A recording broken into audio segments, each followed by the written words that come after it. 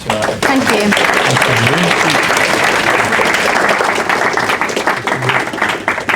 I don't know about anyone else, but I'm going to have nightmares about someone asking me questions about the science that was just on that board. So, yeah. After that, this might be a breeze. Give it. And it's funny that you said that you're going to speak to George, because I'm hoping to talk to him too. So he's in demand today, by the sounds of it. And I'll try and find a way of weaving the science into the questions as well, because I would do that, but only I don't understand that. So thank you all very much for coming. And it was a brilliant video as well by Business Northumberland. Thank you very much for that. Just showcasing what a fantastic region we are also proud to call our home. Thank you very much to you all for coming and giving up your evenings tonight. I believe all the questions that have been pre-submitted you do all have in your hands in the order. I don't know if you've agreed or not, but you have them, and we'll be asking you directly. But as a starter, whilst we all get settled, I'll take the privilege of being the facilitator and ask the first one, if that's okay. This is to both Kim and David, but I'll come to you first, Kim. We're here with business owners in Alnwick. Yeah. So if you can, briefly, in about a minute, no pressure, let me know what you are doing to ensure that they can start, thrive and succeed in this region. Oh gosh, a minute? Yes. Just a minute? No, well, thank you very much everyone for being here. Special thanks to the young people in the audience as well. I think it's really special to have you here. And frankly, we want to have a region that we think this region can be the home of real opportunity. We think we've got more opportunity than anywhere else in the country to thrive. We want to be attracting more investment, and we're working very hard to attract that investment, both from government to bring into the region to invest in infrastructure, as well as from the private sector, and using the fairly substantial devolution funds that we have into the region as well to support businesses at every level. We are now out published with our interim growth plan. That'll be finalised in the autumn, and within that you'll see key sectors, including obviously pharmaceutical, as well as defence and space, as well as our rural economy, culture, creative industries, and the list goes on. Advanced manufacturing, tech and digital, I could go on. But what we're hoping to do with that is to say, look, this is where we set our stall. We know what we are good at as a region. We've known that for years, but it's more than that. It's also about how we tackle some of the social issues that hold us back. So within that, as well as seeing out and out support for business, as well as seeing the kind of investment that we want to attract to the region, you'll also see a plan for tackling child poverty. You'll see a plan for improving transport links. You'll see a plan for building the right homes in the right places to tackle the social housing waiting list, and to look at how we start to tackle and break down some of those social issues. And you'll see unapologetic pride. You know, pride in the place that we all love, pride in the place that we think is the best in the world, and pride in the place that we want to take out there and say, you know, this is the place to invest. So I'm sure there's a lot more detail that we'll go into as through the course of the questions, but you did give me a minute, and I think that was like 90 seconds. So I'll give you a little bit of, I should say the local growth plan that Kim mentioned, it was created in consultation and collaboration with the business community, so you should hopefully see yourselves represented within that too by your representatives. David. Thank you, and I'd like to say as well, thank you so much for having us tonight. It's brilliant to see there's such a cross section of people out tonight. Yeah, it's a tough gig to do it in a minute. I'm a bit jealous of Kim, really, in the sense that she has a budget and levers and the responsibilities that she can take for the whole of the North East. My job is to be your advocate. The advocate of businesses, the advocate of all my constituents, but the advocate of businesses to the government. So the things that I would talk about are necessarily broader, strategic and national. That being said, it includes working very closely with Kim as Mayor of the North East, and actually all afternoon we've been out in Berwick, including, for example, the harbour there. So we're always looking for opportunities, but at a strategic level, I would say, what can the government do to support business? First and foremost, stability. Long-term planning. I don't know how many of you have looked and read through the 10-year industrial strategy, but the first industrial strategy we've had in living memory, giving businesses stability and clarity. We can invest in skills. It's a £3 billion fund for apprenticeships and developing skills. And we know that in Northumberland in particular, that's a real challenge in terms of onward education for young people. They have to leave the region most often. We want to see more apprenticeships in businesses. I would say as well, funding support. I was at a business this afternoon in Berwick before meeting with Kim, where we were talking about export finance and taking the opportunities of the 3 big international trade deals that the government has done, India, US and the EU. And then just connectivity and funding support. So I'm sure we'll go on to transport, maybe 1 or 2 particular issues, but investment in all of the logistics, the infrastructure that business needs in order to flourish. So that's a very, very top line answer. And as Kim said, I'm sure we'll get into some of the details shortly. We will indeed. Thank you very much for that. So I will now invite Catherine Neal, Head of Alnwick Castle Ventures, to ask the first question. I don't know. Can you hear me? Yes. Okay. All right. I don't know if I can do 2 things at once. You certainly can. You definitely can. Okay. I don't like being first. With tourism being one of the key industries in Northumberland, Alnwick Castle being a flagship attraction, one of the issues that I'd like, and I think others would like to hear your plans on, is integrated local and regional transport and wider national connections.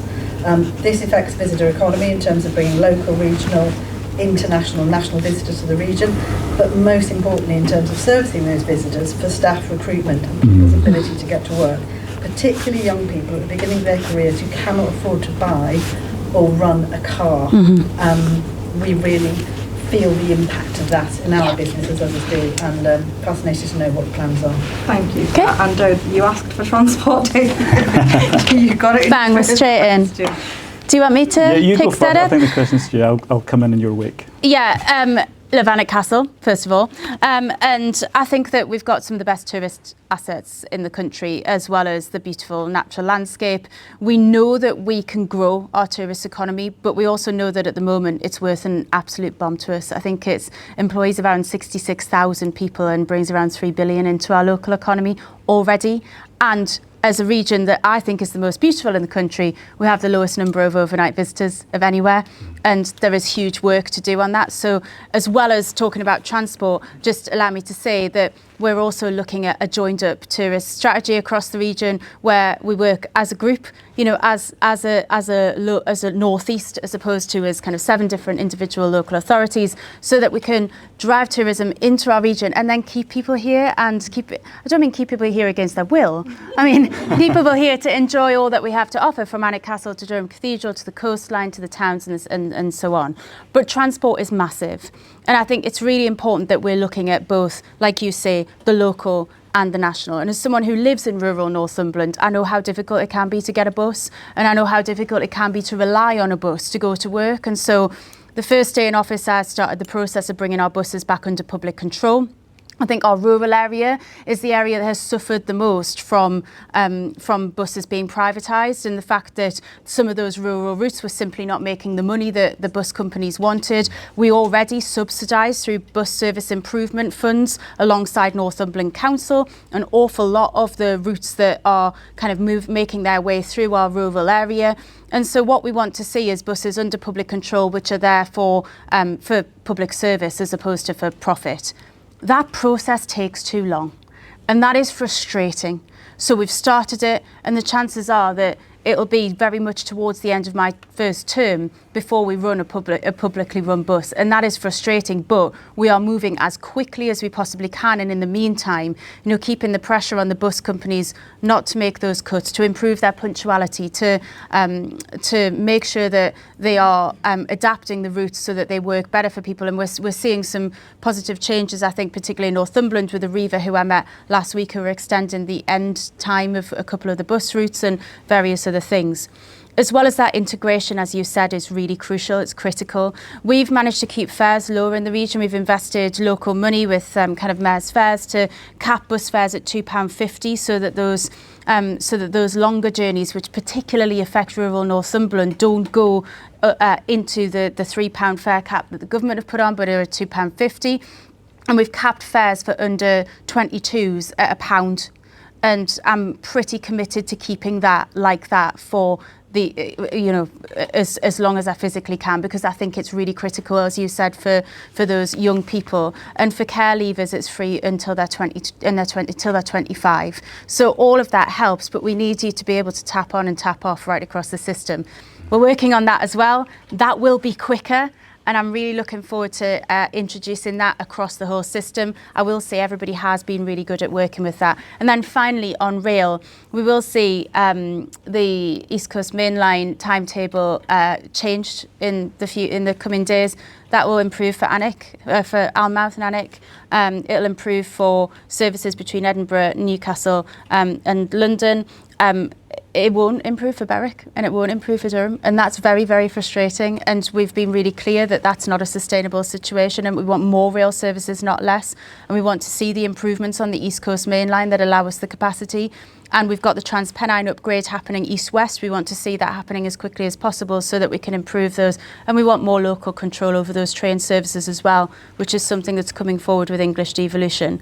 So there's loads going on, and we're moving it forward as quickly as possible. But the vision is an integrated network. We're calling it an angel network, like Manchester have got a B network, or London have got TfL. And we want to see that integration happening because we know it's critical for businesses. We know it's critical for people wanting to get round, for tourists to the region, and also for people to just have a social life and to be able to make the choice to travel by public transport. So there's tons, and I'm doing it as quickly as possible, but I'm as frustrated as everybody else because I want it now. Thank you. I said coming in Kim's wake, and Kim said all of the key things. I would just emphasise, of that 3 billion in the region, 1 billion is tourism just in Northumberland. So we punch well above our weight when it comes to even the northeast, but certainly the country as a whole. We're on parity. I think we all know that for those that live here that has pluses and minuses as well. We have to be able to balance it. So we have to be able to ensure that young people can hope to own a home here. Businesses of all types, but certainly in the tourist industry, won't flourish if they don't have staff. And you'll know as well as I do that the pressure and the premium on housing, which is not quite your question, but my point is we've got to build an entire ecosystem that enables people to live, work and flourish here, and tourism is always going to be a massive part of that. I think the local tourist pound, I think is really, really important. By local, I mean hyper-local here in Alnwick and in North Northumberland, but also across the region. Again, saying earlier, Kim and I were in Berwick this afternoon, and we were talking the Maltings, with the Maltings project, which is obviously a big arts and culture centre there, about the challenges that they have when it comes to the buses of people from the hinterland of Berwick, and it's the same in Alnwick, being able to get into the local town any time after like 7 p.m.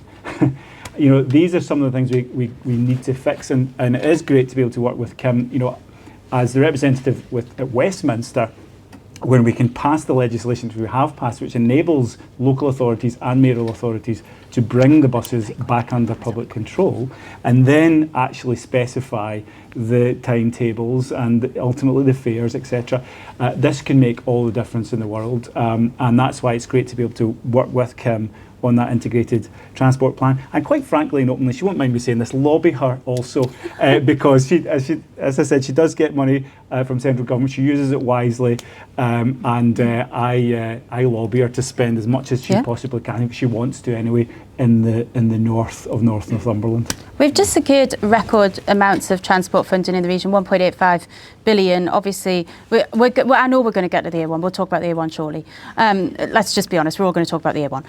But that's for public transport and local highways. And that is a record amount of money that allows us to really invest in our public transport in a way that we just simply haven't had the attention or the focus to do for ever such a long time.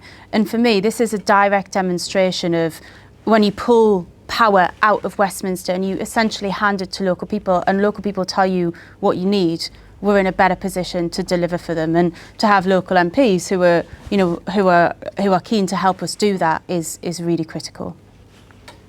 Thank Thank you. We do have questions on the A1. We will come back to that in a little while. That's fine. But before we do, can I ask Jean Humphreys from Bailiff Gate Museum to ask your question? Thank you.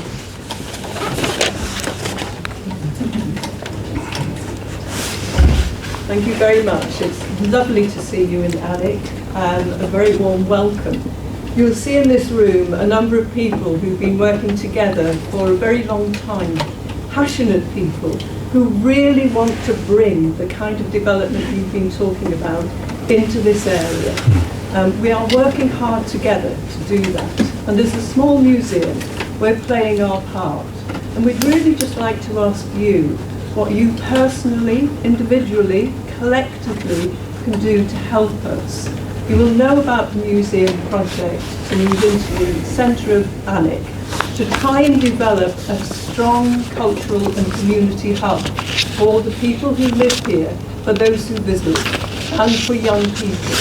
Please can you tell us how you can support us, publicise what we're doing, and help us to achieve the kind of opportunities that we really want to see for people in the north. Thank you. Good question. Brilliant question. Thank you, David. I'll come to you first, please. Thank you so much. That's a great question. I think, first of all, I was really pleased to see, and it's great to be non-party political when you can. I was really great to see the 1.2 million project. I think it was 1.2, and the move of Bailiff Gate right into the heart of the town. And also, alongside that, the Borderlands, the stream of about £3 million for the place project for Alnwick Town Centre. These are really, really important, and it's got to be this mixture, hasn't it, of hyper-local, I know there are town councillors in the room, I know some of you, to the county council, to Westminster, and to indeed, NECA. We've all got to work together. And so this is maybe a slightly esoteric point, but you've mentioned it yourself in your intro is let's work together for the benefit of the place. Let's work together to see Alnwick flourish and this part of the world flourish generally. And that means each of us doing what we can ultimately. We've just had a question about the tourist industry. That's a vital part of it. I think for my part, drawing attention to the wonders of this part of the world is an important thing. Even little things, and this may seem too little, but I was at the Alnwick Town Festival over the weekend, and just put that out there using what small platform I have, and there's a brilliant response to that. So drawing attention to the great qualities of a town like Alnwick, and then ultimately a lot of it does often come down to money as well, and that's securing those funding streams, lobbying on behalf of what sometimes feels like it can be, historically anyway, a little bit forgotten in terms of some of the big funding programmes. I'm deliberately trying not to be party political in this answer, but as I say, I see that as my job to make sure that Alnwick and North Northumberland is at the front of the queue when it comes to any resources we have. But there's a lot that we can do without it depending on money, and that is quite simply working together for the benefit of the town.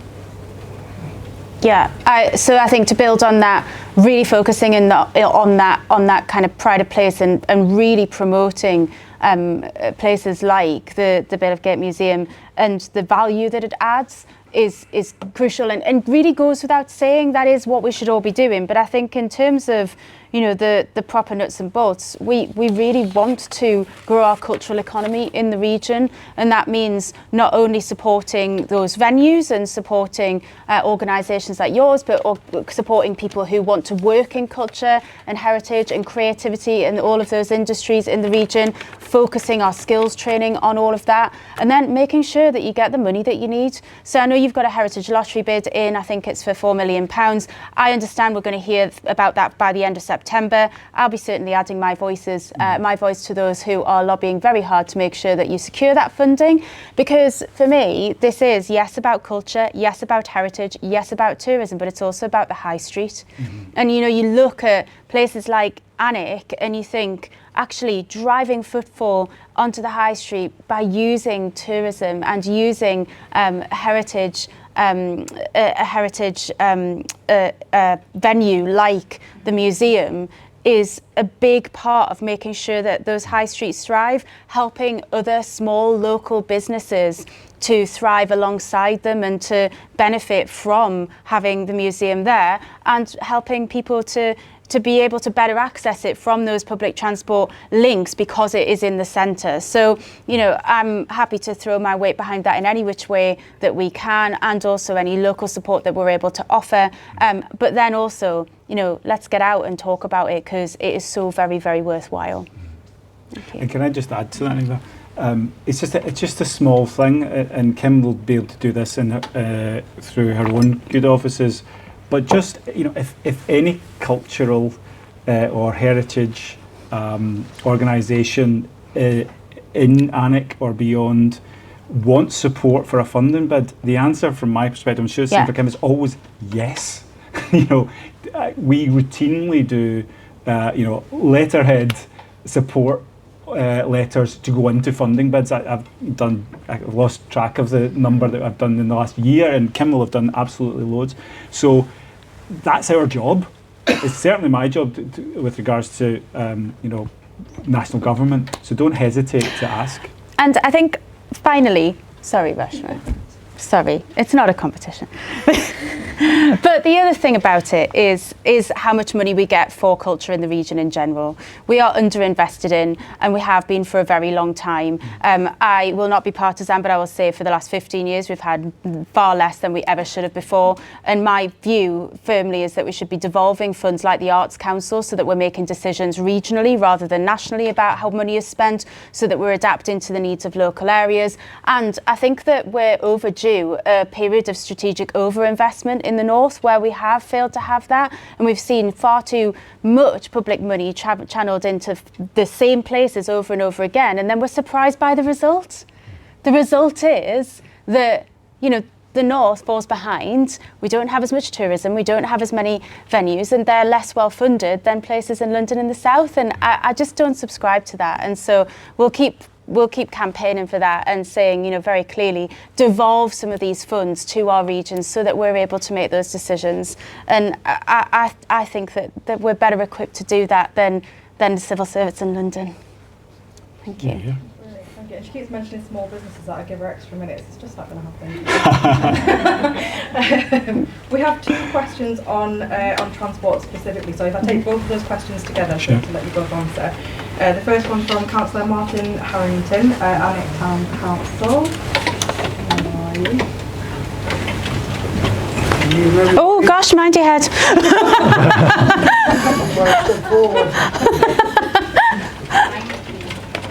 Good evening, Kim. Good evening, David. Martin Harrington, Town Councillor.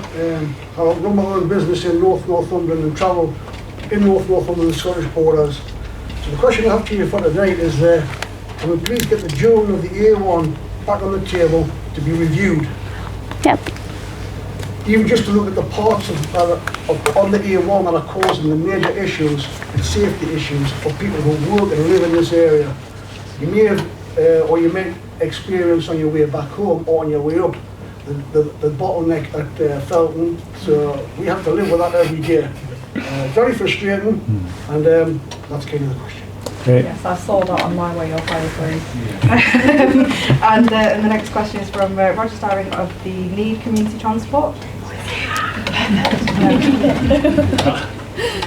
Well organised now. I found it. Right, we've already said that we live in a very lovely part of the world, but the fact is that 10% of our population live in 90% of the area. Yeah. The demographic of the region is raising all the time. So what we've got is a lot of isolated people living in communities, elderly people sometimes, who are losing their driving licenses or whatever. So I'm wondering what we are going to do to actually move these people around, because they still need shopping, they still need all the facilities we enjoy here. Thank you very much. Both excellent questions and really important for both social and economic cases. So I'll pick Kim first to answer those. I live at Felton. So, so probably won't surprise anyone that I'm very much in favour of dualling the A1. I'm deeply frustrated. I have made the case over and over and over again to the last government, to this government. The fact is that, you know, it was promised, it wasn't funded, it's still not funded, it's still not happening. But thanks to kind of a lot of local lobbying on behalf of a lot of people, including myself and David and councillors and so on, you know, we are at least having very advanced conversations about improvements to sections of the A1. But for me, we can't take dualling it off the table. It is just not an option in the long term. It has to be something that remains a plan. And I'll keep saying it, and I'll keep saying it over and over and over again. Obviously, we can't spend local funds on that. It's a national highway. It's a critical national motorway. And yeah, I have sat on that motorway on my way home in the traffic in the summer when everyone's trying to get to the coast, on my way back to, and just thought, how is this the main road to Scotland? And so, you know, I'm with you, and we will keep it firmly on the agenda, whilst at the same time, you know, really demanding urgent changes that improve safety and viability for the road. And I know David's been doing some really in-depth work with National Highways, with us at the Combined Authority, and with the Department for Transport to highlight exactly which bits need to come first, whilst at the same time, you know, continuing to push to say it's not okay for the A1 to remain undualed. On the rural populations, I think I talked already about our plans to bring our buses back under public control, and you know, this is for me one of the most key arguments for doing that, is that we do have a really significant, most of this region is rural. You know, I represent 3,500 square miles, and most of it is rural, and it isn't tenable for us to not have good bus services. It's not in Northumberland, but I went out in to talk to some residents in the southern part of Durham, and I took a picture of a bus stop because I walked past this bus stop, and on it just said school bus Monday to Friday and the times, no service, nothing else, absolutely nothing else. And this was a pretty substantial village in County Durham. That can't be how we continue, which is why we're bringing the buses back under public control. And in the meantime, we've got to drag every single penny we can on bus service improvement through some of that transport funding that we've secured to try and improve those local services as we go along and integrate them. And then I think the final point, and I know that the crux of your question was about transport, but there is something also about local services in your local area. I talked briefly there about high streets, and what we have seen in a lot of rural places is public services stripped away, and so fewer people have access locally to a doctor, to a dentist, to a post office and all of that kind of thing. And I would like to see a reversal of that. And so we have established, or we are establishing a High Streets Commission to start to look at it. And I'm not going to promise that that's, you know, everything turned around tomorrow and we've got billions to spend, because we don't. But it is to look at what is it we actually need in our communities? How do we bring the right people together to make sure that we're delivering for people, so that we're taking services to people rather than constantly thinking about how we move people around? And I think that's going to be ever more important, as you say, as we do have an ageing population, and people shouldn't have to move. They should be able to stay where they're happy and where they're comfortable. And for a lot of people, that is our rural heartlands. Thank you.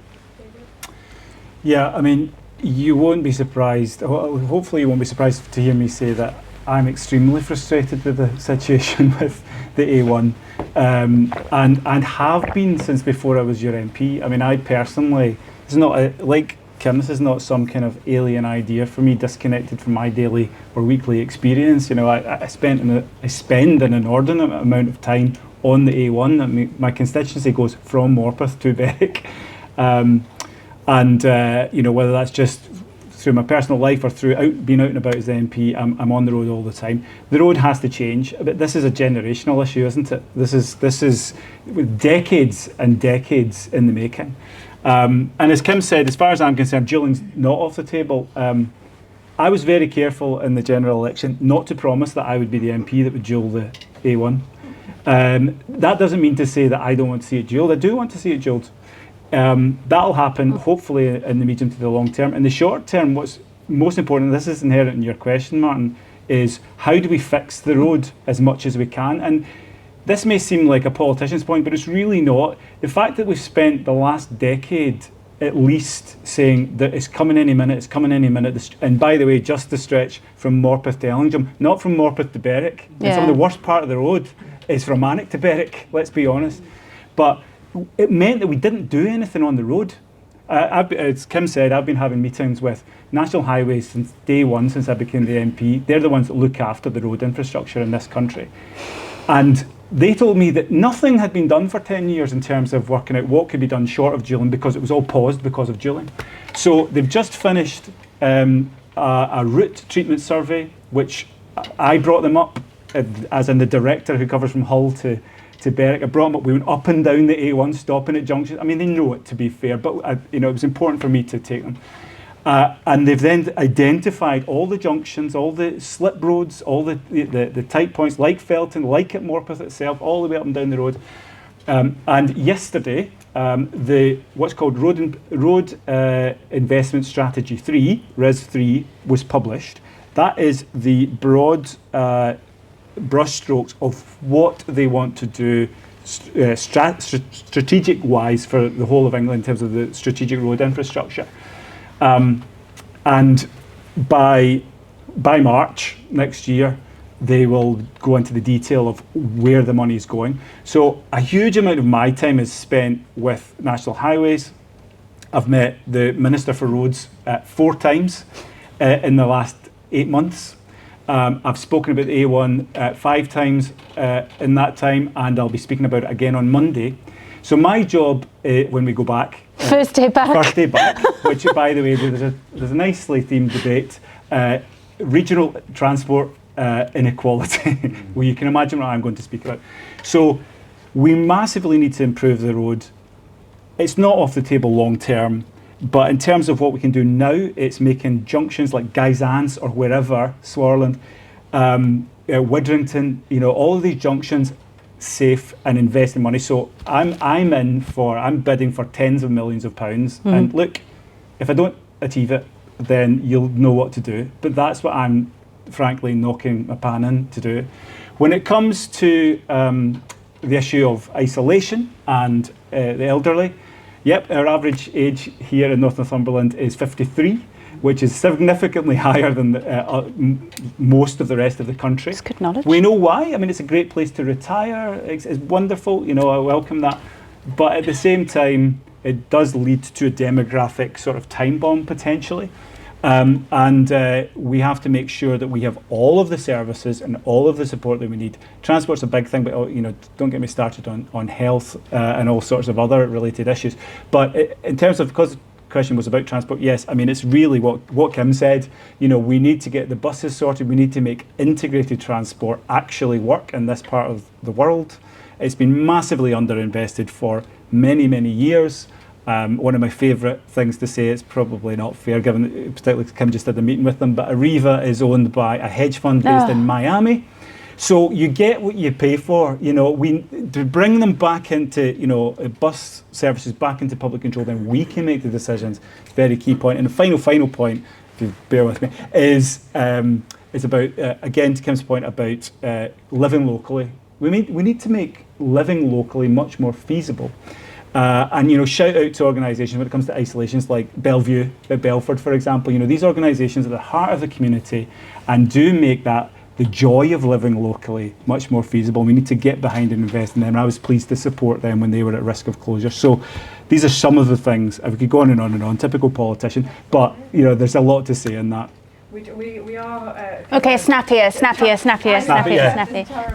Bullet point answers. No, we'll be snappy, I promise. The next question will be Hugh Frand. So whilst the microphone makes its way to Hugh, I'll just say that cross-party politicians have always sought cross-sectoral support for things like the A1 shooting, and it's always had backing from the business community, certainly from FSB, and I know from the CBI and chambers locally as well. We should be really clear about that, actually. We have had great support for these campaigns from our local It's so important. membership organisations, and it is really invaluable when we're trying to make those clear points to government. Yep. So we're very grateful for that, and vice versa. Mine will be very quick because you've already answered it. Oh, good. So, but I love it when that happens. so it's really a question without an answer, if you see what I mean. And that's, we're setting up the Alnwick Community Enterprise, which is effectively a development trust, which you might know, Yep. to help reinvigorating what is, if you count income per capita, a poor town. As part of that, we've been talking to Northumberland and Newcastle universities about this STEM or STEAM hub, which we want to very much set up in the middle of Alnwick. We think it'll what's the word I'm looking for? Reinvigorate, that's the word. The centre of Alnwick, which will include an incubator for small businesses, which is a key part of it. But often on these subjects, including things like taking the Aln Valley Railway back into Alnmouth, the conversation comes back to a cheap and efficient transport system. So all I was going to say is we'd be interested to hear your thoughts on the bus service, which we've already heard, because clearly if that was more efficient, it's cheap. You know, that would solve to some degree the problem. But anyway, that's kind of the sort of thing that's going on in Alnwick at the moment. That's lovely. It's really interesting to hear, and I think, as you say, we have sort of touched on the point, but it is an important point to just keep talking about. Really, the frustrations with our transport network is palpable in the room and across the region. So if you wanted to just shortly address it again. Do you know, I think we have done the topic to death in terms of how how we're planning to tackle it. But just to start, for anyone who might find themselves unconvinced about bringing our buses back under public control, Greater Manchester have seen a significant increase in the number of people using the bus. So they're now under public control. They've seen a significant increase in the number of people using the bus. They've been able to reduce the fares to £2 or £2.50 because they've got control of the fare box, which is critical, and they've got more buses going more regularly to more places. And so, you know, we know this model works. We're seeing it work in other places, and we're really looking forward to adopting it.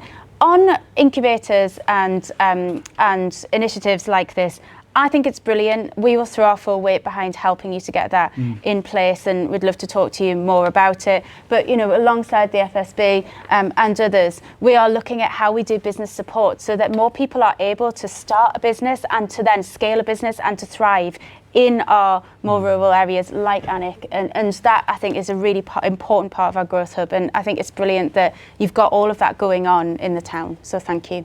Good, thank you. I'm not sure I can add much more to what we've said already or what Kim said, so here. You wanted this to be short. Brilliant, thank you. We're back on track. So the next question is from Helen Dean of the Emerging Alnwick Community Enterprise. All of our questioners sat together on purpose. Yeah, looks like they can. Joined up. I love it. It's very good. Joined up. Yes, I'm Helen Dean from the Alnwick Community Enterprise. And I'd really like to ask a question about opportunities for people in Alnwick, particularly young people. I want to pick up the idea of the STEM hub or the STEAM hub.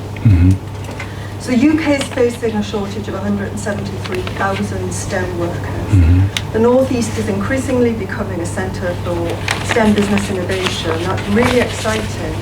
Surely there is an opportunity for Alnwick to become part of that exciting future. A group of us, we are very joined up, David, you'll be pleased to know. We're local employers, we're local people, we're working with the community. We are working on the idea of a STEAM and innovation hub in Alnwick, where we would offer modular vocational courses that lead to well-paid jobs for people in Alnwick, particularly young people, that enable them to progress, stay here if they want to stay here. We need support and we need investment to get this important initiative off the ground. And I'd just like to know whether or not there's anything that either or both of you can do to help us deliver the long-term economic and skill growth that Alnwick so badly needs. Great. Thank you. It's a great question, but B, it's a great initiative, Helen, and thank you to you and everyone else or anyone else in the room or outside that's involved in that. It's brilliant to see it happening. I hinted earlier, you'll know this better than me, that there are real challenges when it comes to further education in this part of Northumberland. I won't touch on transport. We've done transport to death, but we know all the problems with transport.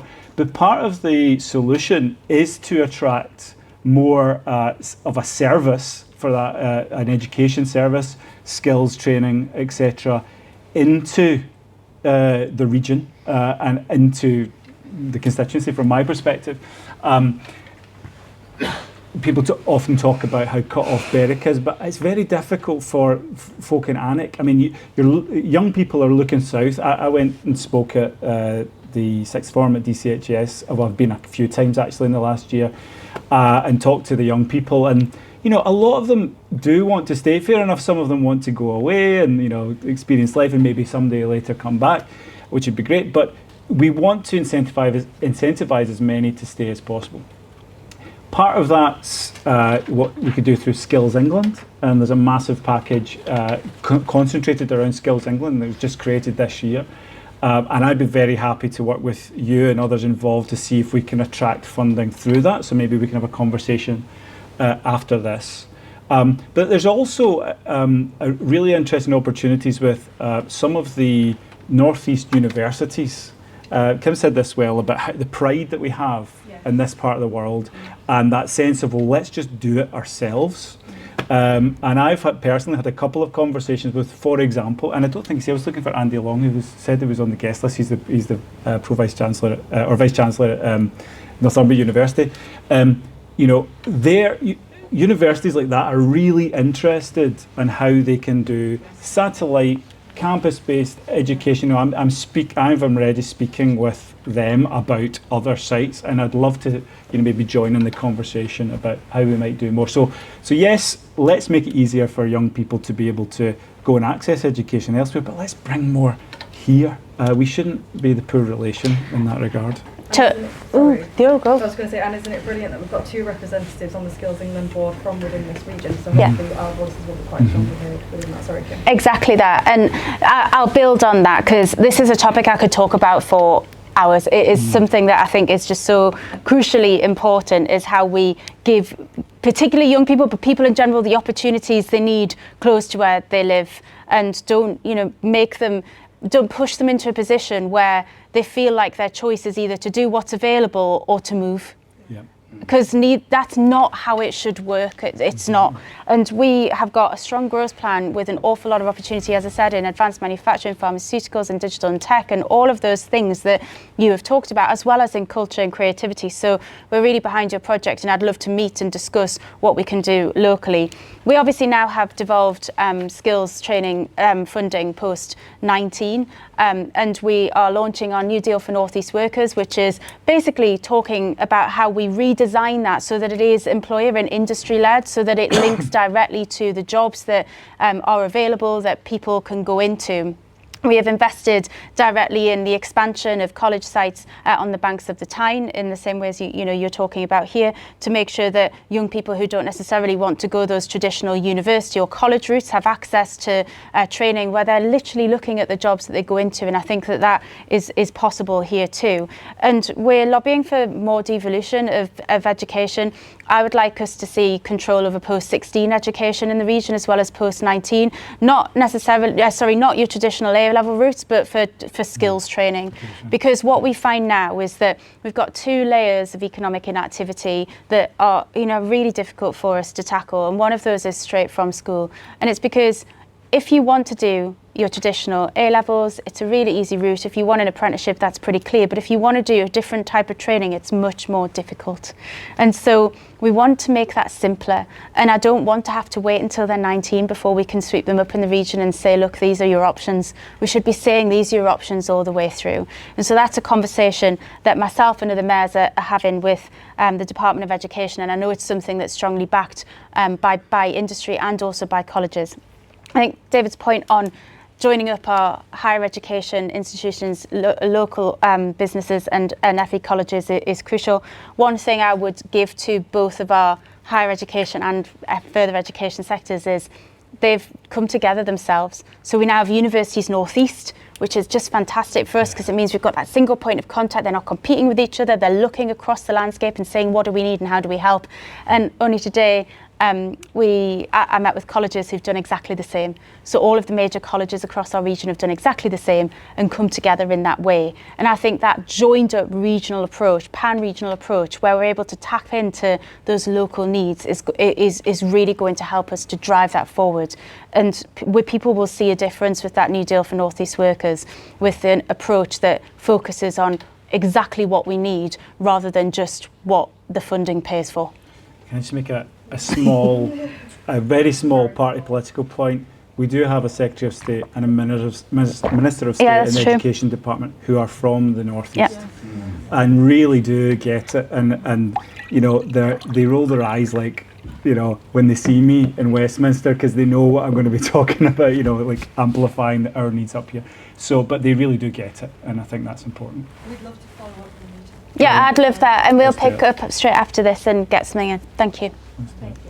I'm a great advocate of joining up from primary school onwards, because I think we've talked about it a lot, haven't we, about careers, information, advice and guidance really needs to start at that primary school age, not 16. But we've got to start somewhere with project. But I love that. So I love saying that right here, you know, you've got primary school children coming into a facility like this, and you know, I know that I did see the picture of you playing with the liquid hydrogen. That looks like a lot of fun.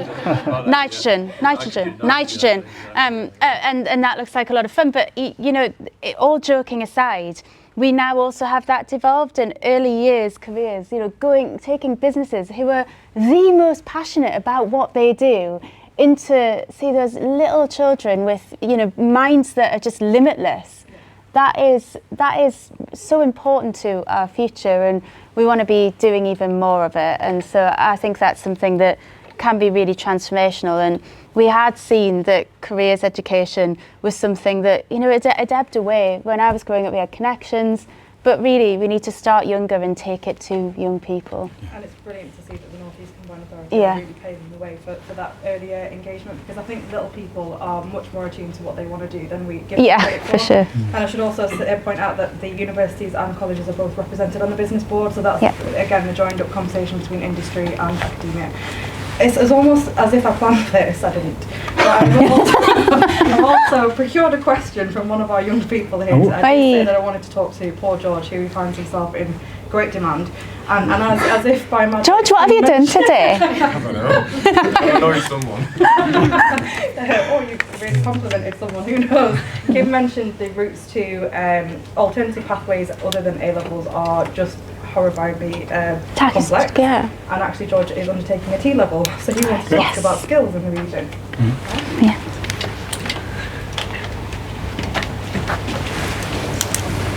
So I've, as you mentioned, I've done a T-level in lab and science at University College, so I'm a little further down than some people in this room.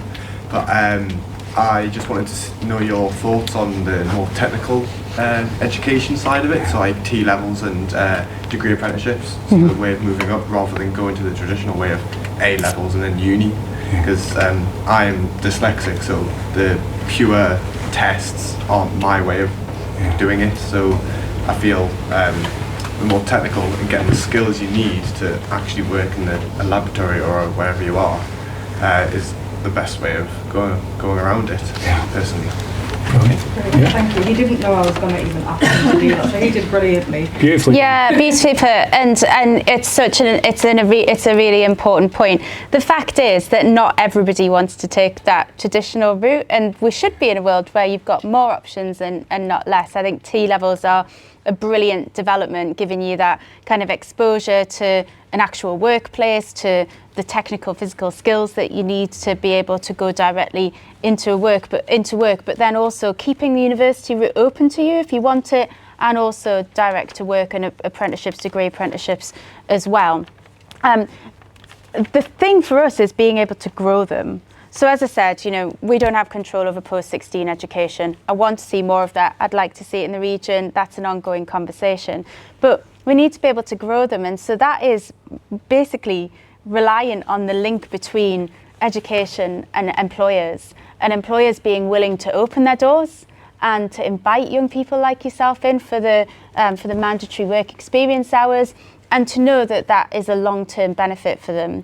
And we've invested certainly in the region in the Skills Hub at Blythe, in Newcastle College's Offshore Wind Engineering Academy on the banks of the Tyne, in order therefore to be able to double the number of young people who have access to these technical options. And I think it's natural for us to think about those technical options in things like what you're doing, so laboratory science or advanced manufacturing or something along those lines. But we also want to be able to open up those opportunities for people who want to work in culture and creativity and other types of hands-on professions as well. So we're doing more of it. We'd like to be able to do even more of it. But what's going to be really important for us is clarifying those routes and making sure that people know as they come through school in that early years setting right through primary and into secondary, that those opportunities are available to them, rather than everybody just feeling like what they have to do is kind of trudge through the same system and, you know, everybody has to do GCSEs and then A levels and then go to university. It isn't true. There are so many options. And I think actually what those options, like what you have taken, provide is the opportunity to meet employers earlier, to start working earlier, and to kind of open your mind to different opportunities, and more importantly than that, to do it in the region, because you see what's rooted here as well. Okay. Great question, George. Brilliantly delivered, if you know what I'm saying. I agree with you basically. My mum actually left school and went off to be a lab assistant and did great, you know. And actually, just speaking personally, I've got a 19-year-old daughter and a 14-year-old son. My daughter's gone off, you know, the traditional route and GCSEs, A levels, and she's just started her second year at uni. My son, who's 14, is just about to start his GCSEs. I don't know whether he will or he won't, but go to uni, that is. But you know, I've already been having conversations with him about, now, do you really want to go to uni? He's a smart lad like yourself, you know, but there's a sort of message a lot of the time that comes, one is valued in society and the other's not. And it's a nonsense in my opinion. I think it has been for such a long time. Not only is there great honour, dignity and value in doing all kinds of vocational training, the country desperately needs it. Mm-hmm. And actually, the reason I'm having a conversation with my son about this is because I know that he really likes hands-on things. He really likes learning. He's inquisitive, you know, exploratory, all that stuff. Is an academic route for him? I'm not entirely sure. But the point is, I mean, the technical government answer is, in the last budget, we put £3 billion into delivering apprenticeships, probably about 120,000. How that works down and rolls through into the individual lives and experiences of people your age, George, you know, we'll wait to see as this Parliament progresses. But I think that's a commitment for the government that they get that too. And I personally have always thought, like, for such a long time, we as a country should not have been pushing university as like the only legitimate or valued choice for young people. And vocational and technical and highly skilled training and development has lost out as a result. And we as a country have lost out, and young people have lost out. So, yeah, I'm absolutely in full support of what you're doing. I think it's great. What are you going to do? Well, this year I've applied and enrolled to go to Sunderland Uni to do pharmaceutical chemistry. Amazing. So I have kind of switched sides to the university route. Yeah, but you've got both. I've actually found a course that's not just like pure exams. Love it. And hopefully work in a lab, like a place like this, one day or somewhere else. Would you let us know? We want to know. We need to keep in touch. Thank you. Thank you. That's the job application. Yeah. Great interview. No pressure, Stephen. I think you've got the job. You've got the job you hired. My offer is not bad. So thank you all very much for such insightful questions. I'll give Kim and David just a quick minute to wrap up, but while they think about their closing remarks. It's brilliant to see such ambition in our young people, and we should absolutely be moving heaven and earth to make it happen. Yes. And that's what we are hoping to do as a region. That's what we're working collaboratively across all sectors to do. We're all very proud of this place, though we do have our frustrations. Yeah. Transport being loud and clear that we're one of the main ones in the room. but also making sure that young people can aspire to be whatever they want to be, as well as our elderly populations looked after the way that they deserve to be, and our working age population have the jobs that that they can undertake happily with a healthy life and a good quality of life as well. That's what we're after. That's what we're hoping you will both deliver. Thank you very much for delivering it in advance, and I'll hand over to you, Kim, for closing remarks. Well, thank you. First of all, thank you for being such a brilliant chair. We really appreciate it, and also for the support of the FSB and all of the work that we are doing to try and improve things across the region. Look, I think I've already said it. I think this is the best place in the world, but I do think that we can make it even better, and I think that the opportunity that we have to do that is pretty much unrivaled. And one of the things that I love the most about the region is the fact that we are also very proud of it, and the fact that on is it Wednesday? On a Wednesday night, we've had a bank holiday, and it's very confusing. Is that on a Wednesday night, we fill a room like this full of people who care enough to show up and to ask the questions and to make the points that are all about what we want to see from our region. And I suppose my closing remarks, I could take the time to try and fill the space with all the things I wish I'd had the chance to say, but I don't want to do that. I think my point is that we should always also be in listening mode. And for me, it is not possible as a mayor of a region like this to know everything across a patch this whole size. It is 3,500 square miles. It's nearly 2.2 million people. It's 7 local authorities, 20 parliamentary constituencies. You can measure it in millions of different ways, but you can't know everything. And so what I would always ask of you is keep in touch. Tell us what your experiences are. Tell us what is working for you. Tell us what isn't. Tell us what would help your business. Tell us, what it is that you want to see from us as we start to progress. We've already talked a bit about transport. We've got our local transport plan out now, 6,000 consultation respondents, which is incredible, and that's shaping the way we do transport. We've got the interim growth plan out, with huge thanks to everybody who took part in that. I can see people in the room who I know did, so thank you. New Deal for North East Workers, which is all about skills and developing the skills in the region.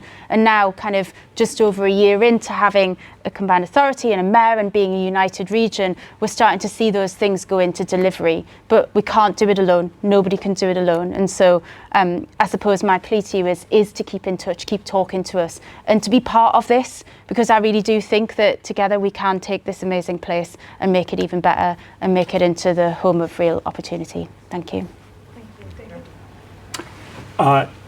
Yes, I again agree, as you can imagine, with everything that Kim has just said. Oh, I like this. We should do it more often. Yeah, we should. We don't do this often. This has been a great opportunity, first and foremost, as Kim said, to listen. I don't think that we have enough politicians that listen. Really listen to what is needed, wanted by their communities that they represent. And so to have opportunities like this is wonderful. I think, as Kim said, the fact that we're here on a Wednesday night with such a great cross-section of the community, and I've seen at least part of the attendance list, so I know where lots of people are. That's not a guess, and I know several of you in the room as well. But to know that we come together on a Wednesday night in Alnwick Business Forum to think, how can we make together this place better? That's the most exciting thing for me, that we're all committed to making this place better, making it better for our young people so that they can build a future here, that they have all the things that they need. For you to give us a challenge, which we need to hear as well. And we don't have to soft soap everything. You need to challenge us. But fundamentally, I would say the thing that I love about Northumberland and Northumbrians and people from the North East more generally is we get it done. We do it ourselves, and sure, it's great to have support and investment and from the powers that be. But first and foremost, we take responsibility for ourselves and for our communities. And I think tonight has been another great example of that. And just to finish, in the same way that Kim will walk with you, I will walk with you. And if there are things that I can do to help your business flourish or your community group flourish, or to get the access that it needs just to tip it over into that place of real flourishing, then I stand ready to do that. So thank you so much, and thank you to Arcinova for hosting us. Yes, thank you very much. Who have been such generous hosts, and to the FSB and to all of you. Thank you. And thank you very much to colleagues who escorted us around the building as yes. well. Thank